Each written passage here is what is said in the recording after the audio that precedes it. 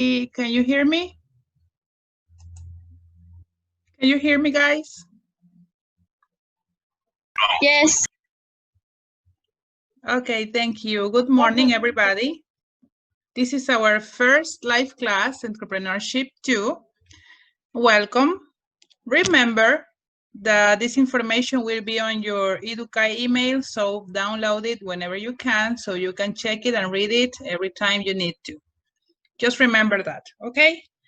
So we've been talking about investigation techniques. We already studied interview and survey, if I'm not wrong. So remember that investigation techniques are those methods that you use to gather or to collect information from the market. Okay? And it's very important we distinguish that we cannot use the same technique for all the markets. That's impossible. You need to apply the technique according to the market. For example, if you are talking about very young children that they don't know how to read or understand too complicated questions, you cannot use a survey, right? Because survey is something you need to read to understand everything. So maybe survey is for someone older that knows to read to understand. And even though the questions, you should make them according to the market. If it's like maybe, let's say that you are talking about, you are going to use the survey on doctors in a hospital, for example, and it's something about medicine. So the language you are going to use there, the grammar, the questions are going to be more specific and probably with a technical English.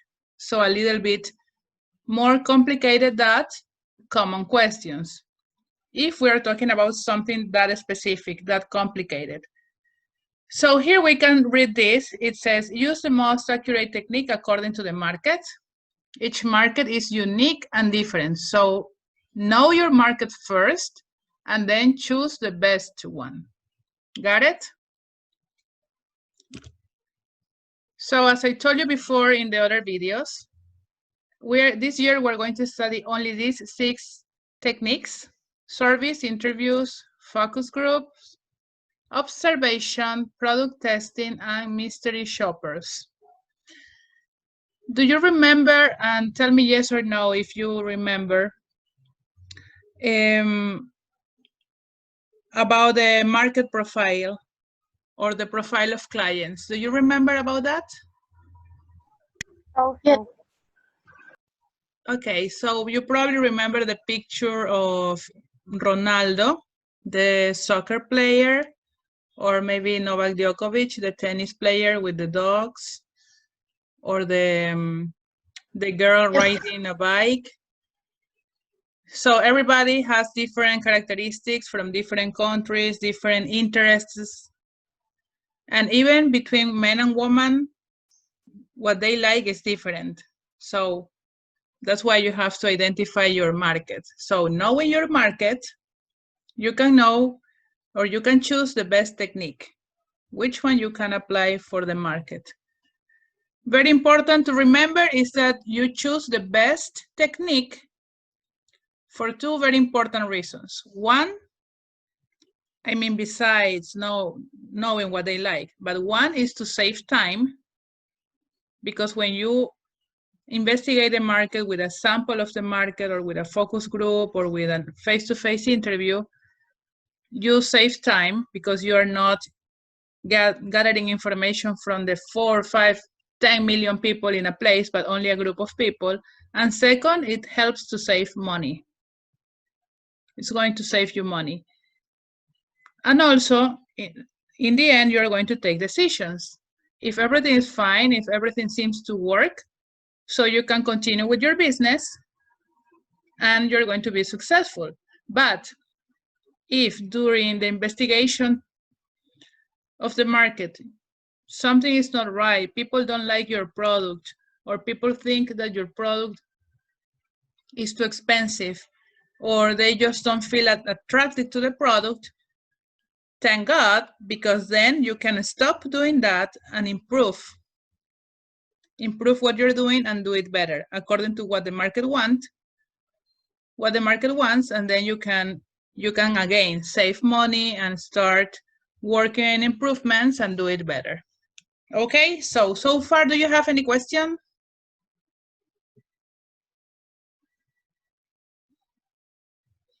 One question of yes or no.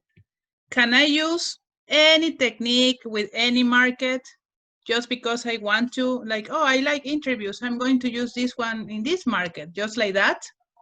No. No, right? I have to think first to identify what should I identify first? My market or my investigation technique? What should I know first? My market. Exactly, your market. So once you know your market, the characteristics, the age, location, incomes, well, all the information that you already know, you choose the best one. And today we're going to study one of the most common investigation techniques. Focus group is one of the most popular investigation techniques. I'm going back here. It's more popular than survey, interview, observation, product testing, and mystery shoppers. Why is that? We're going to know it in a minute. But this class is extremely important for you because this focus group, you are going to use it forever. And you are going to listen about this like the whole time. Every time when you grow up and you are going to have your business, if you want to investigate market, probably you're going to use this technique. Well, actually, surveys and focus groups are the two most famous ones. And the difference we're going to see in a minute. So remember, focus group. I'm not going to say it in Spanish. You're going to find out in Spanish later. Actually, when I'm speaking in Spanish, it happens to me that I'm speaking Spanish normally. Obviously, I live in Ecuador and I work in Ecuador, so I speak Spanish.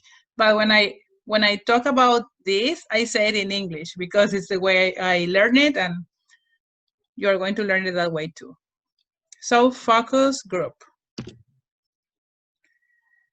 Okay, so Ariana, can you please read this?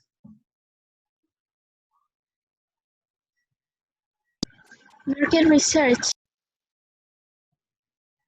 Uh-huh. A group of people who discuss a topic or product. Thank you.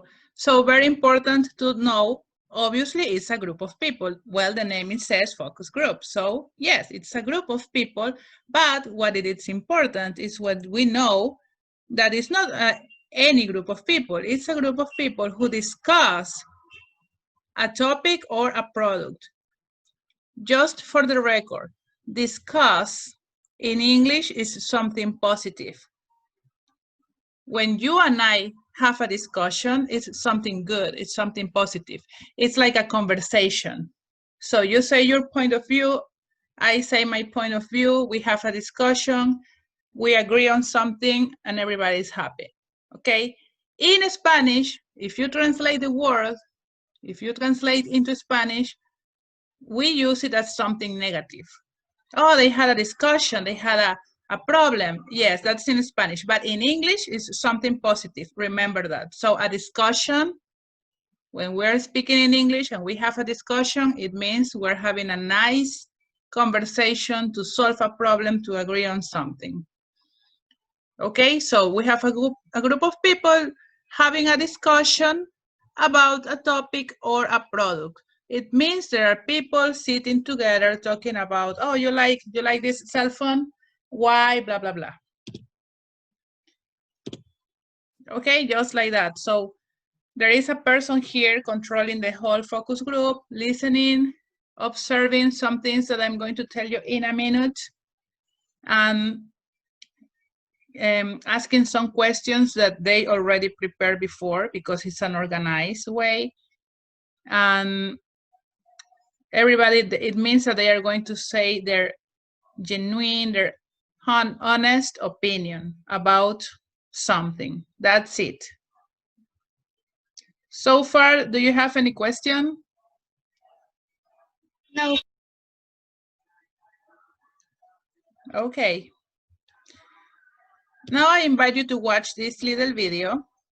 it's how it started. So pay especially attention because it's very important to know, it's not only learning things just because, it's also important to know why they exist. Why someone create something like that. It's very important to understand where things or how things started, so you can appreciate better and understand better. Let's continue. Let me know if you cannot listen. I think everything is fine, but let me know in case you have any trouble.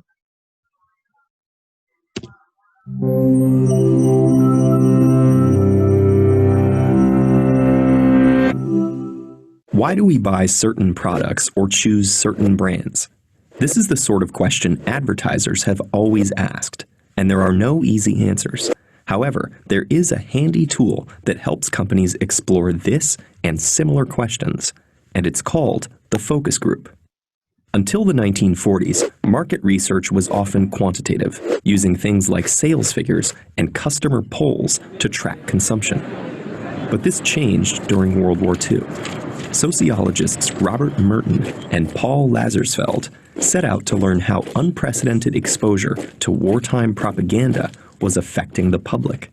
Instead of polling large numbers of people with straightforward questions and quantifiable answers, the researchers conducted in-person interviews, sometimes with small groups, engaging them in more open discussions.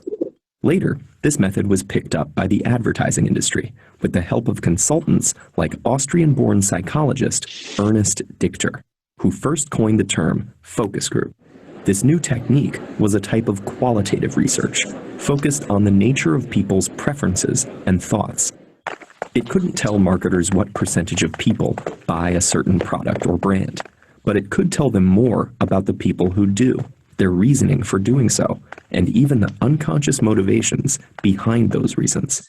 Rather than providing definite conclusions for business and sales, focus groups would be used for exploratory research, generating new ideas for products and marketing based on deeper understanding of consumer habits. For example, early focus groups found that contrary to popular opinion at the time, wives often had more influence than their husbands when choosing which car to buy. So Chrysler shifted gears by marketing cars directly to women. And Dr. Dichter himself conducted focus groups for Mattel to learn what girls wanted in a doll. The result was the original Barbie doll. So how does a focus group work? First, companies recruit between 6 and 10 participants according to specific criteria that meet their research objectives. They could be mothers of children between 5 and 7, or teenagers planning to buy a new phone in the next 3 months. This is often done through professional recruiters who manage lists of people who've agreed to participate in focus groups for payment or other rewards. During a session, participants are asked to respond to various prompts from the group moderator, like sharing their opinions on a certain product or their emotional reactions to an advertisement.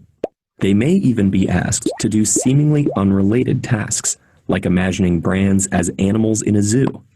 The idea is that this can reveal useful information about the participants' feelings that traditional questions might not get to. Beyond these basics, many variations are possible. A focus group may have 2 or more moderators, perhaps taking opposite sides on a question. Or a researcher might be hidden in the focus group, unknown to other participants, to see how their answers can be influenced.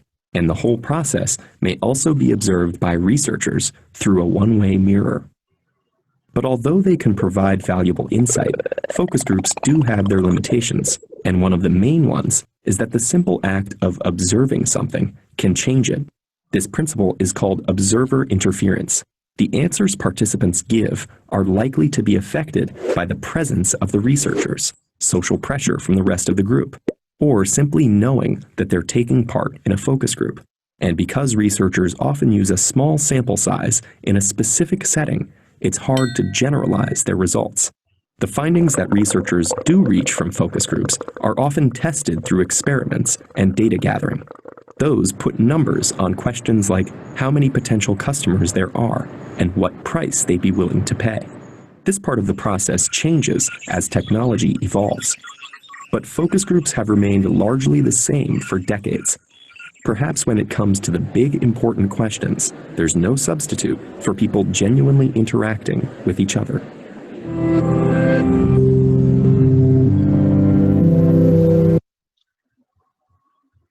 Okay, so I have a couple of questions for you. Let's see, Liz, listen to my question, Liz. Do you remember when did focus group started? Or what world event was happening those days?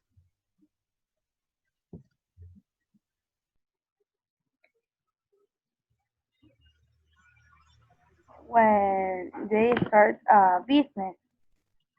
Yes, they started a business and it was something happening around the world. Who can tell me what was happening to investigate the market in those days? The Second World War. Yes, you're right. Thank you very much. It was happening the Second World War. So that they started recruiting people and they wanted to know also what was the opinion of people about the president. So they start talking with some little groups of people, having groups of people with similar characteristics to know their opinions about the president. So that's how they started, with talking with people. And then they realized that they could do this to start a business, like Liz said. So they knew, now that they use this as a politician tool, they decided to use it as also business tool. And then we have a person who was like the first one studying and doing this, just in case. I didn't tell you to take notes, but maybe you did, or maybe you can check in your phone very fast. Who was the creator or the first person using or improving this technique? It was a guy from Austria.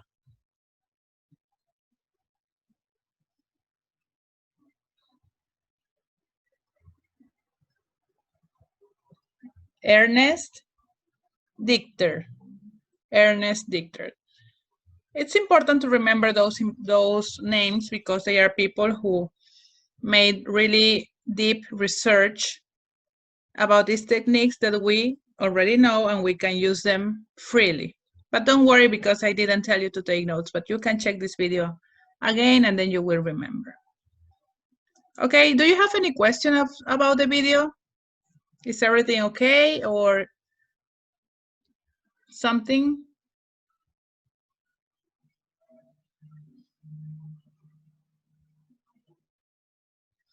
Did you pay attention on in that part when the speaker was talking about the group of people, obviously, and he said that, for example, women, mothers with children about 6 years old. So it's very important we remember that the focus group is going to have people with similar characteristics.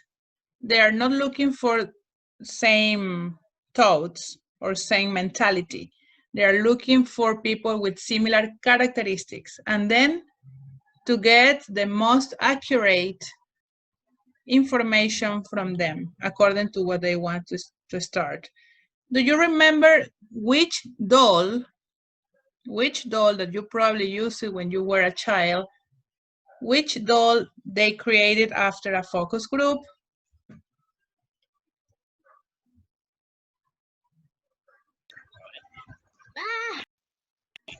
I know. Barbie dolls. Barbie, yes, thank you, Barbie doll. So Barbie doll, Barbie doll or Barbie was created after an investigation using focus group.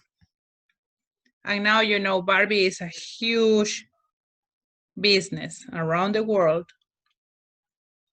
So what advantages and disadvantages we have?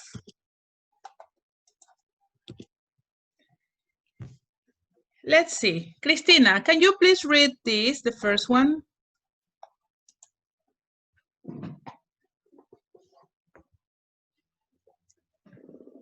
Cristina?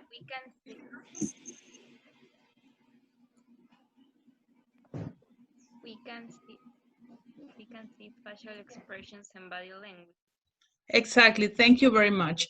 So, in advantages, one of the advantages is that because you are sitting together with this group of people, you can see facial expressions or body language. Like you can see my camera now, right?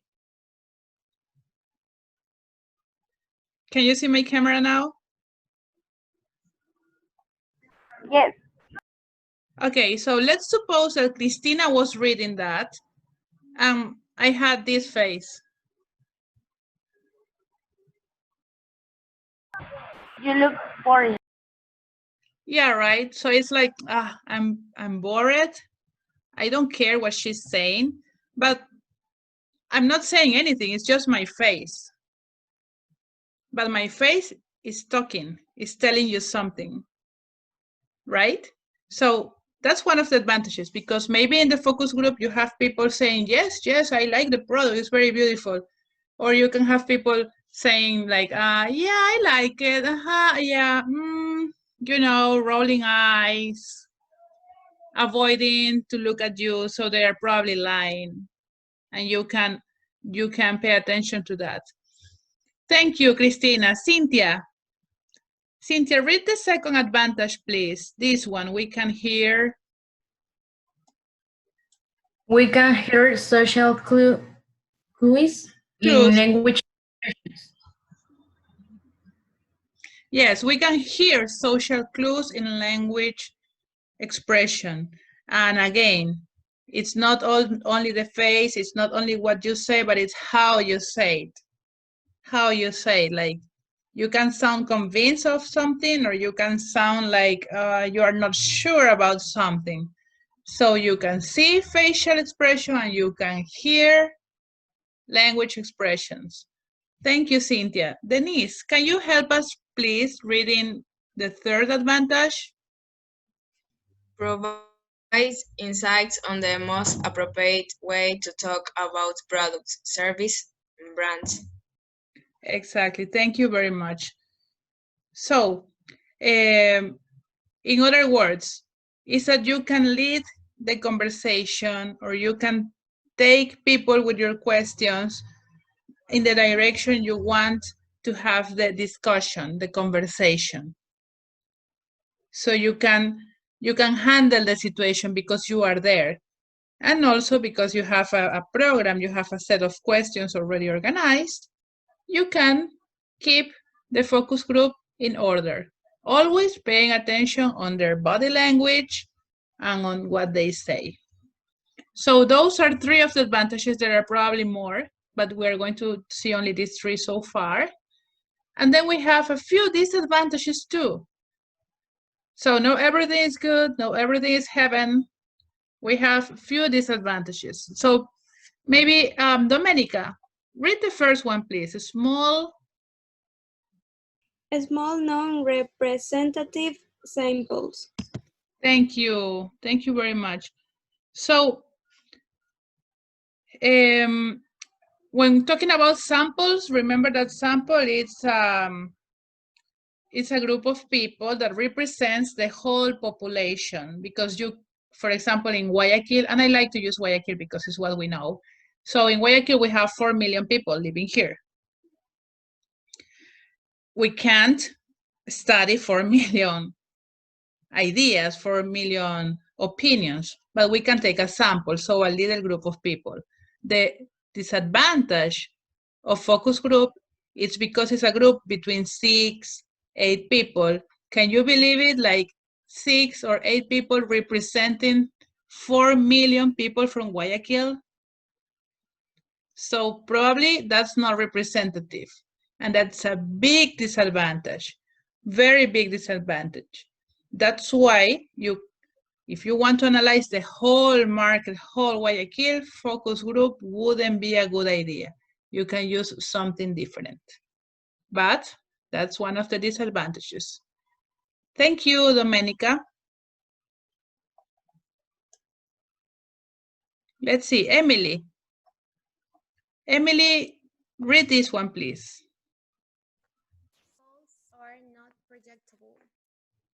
Thank you. So projectable means something you can project, something you can see like in the future. Focus group is going to be very unprojectable. You cannot predict what's going on there because in that moment you're going to realize a lot of different questions, answers, and opinions. Thank you, Emily. Ivana, please, this one.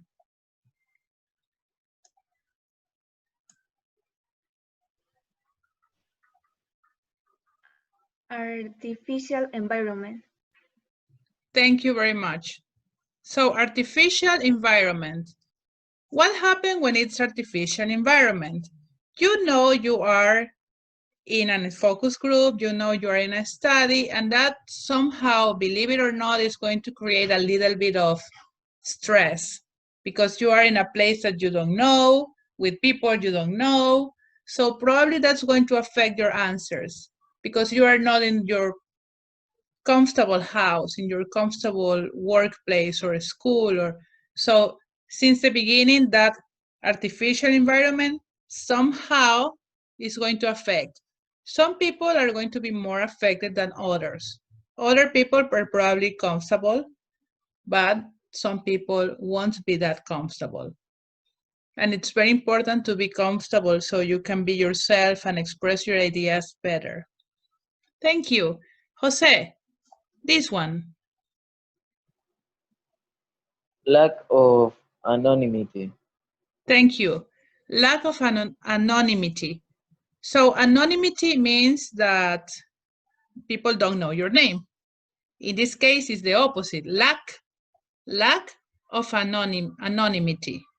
It means that everybody will know your name. Everybody will know your face. Everybody will know your feelings, your opinions. And in my case, I'm kind of comfortable being myself, like in front of people I don't know, but not everybody is like that. Some people are more conservative or more quiet, and they're going to feel really uncomfortable. And we must understand that it's normal. It's okay. It's something good. It's their personality.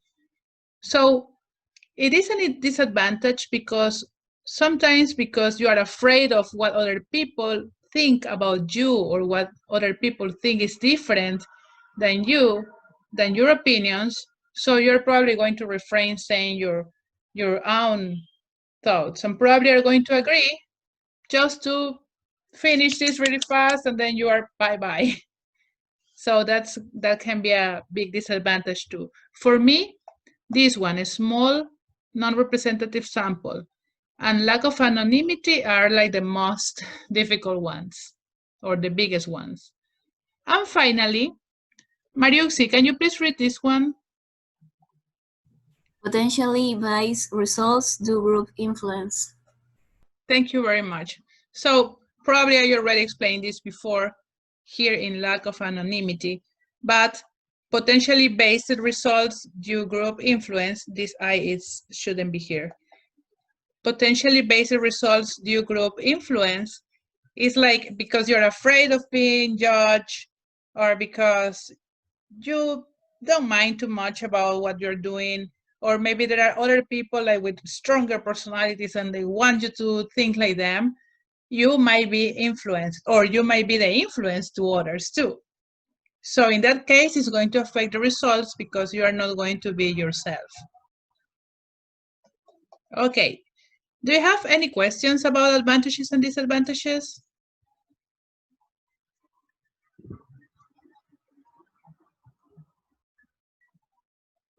Everything is clear? No. No? Yes, everything is clear. Thank you. Okay, you can ask any questions whenever you want. And finally, we have to make sure we follow these 4 steps. Remember that I told you in the beginning that you have to organize your focus group? And also in the video, you saw a person leading the group of people. So you have these 4 phases. Phase. Opening, you welcome people. Hello, is what I do every class or every video. Hi, hello, I'm Tanya. We're here. We're going to talk about this, blah, blah, blah. How are you? It was good to arrive here. It's hot outside, etc. Warm up. Warm up is like making people feel comfortable. Like when someone goes to your house and you invite the person to sit down, you invite a glass of water or something, you warm up the environment, so you make it more comfortable. Here is the most important phase, because main body is when you are going to start the questions. You are going to start talking to people, having a conversation, discussion. People is giving their opinions. You are listening, taking notes, observing, etc. So the most important phase or stage or level, whatever you want to call it, it's 3, main body. Here is the most important part. And finally, like in every single investigation, or like we do in classes, we need a closure. Closure, you know, comes from close. So you finish the focus group, you thank people for coming, thank you for your attention, you summarize, you say, okay, so to summarize, you like this, you don't like this, and in general, blah, blah, blah. And then you say people that you hope to see them again, like, thank you very much, etc. That's it. And with that, we finish. One more time, guys. Do you have any question?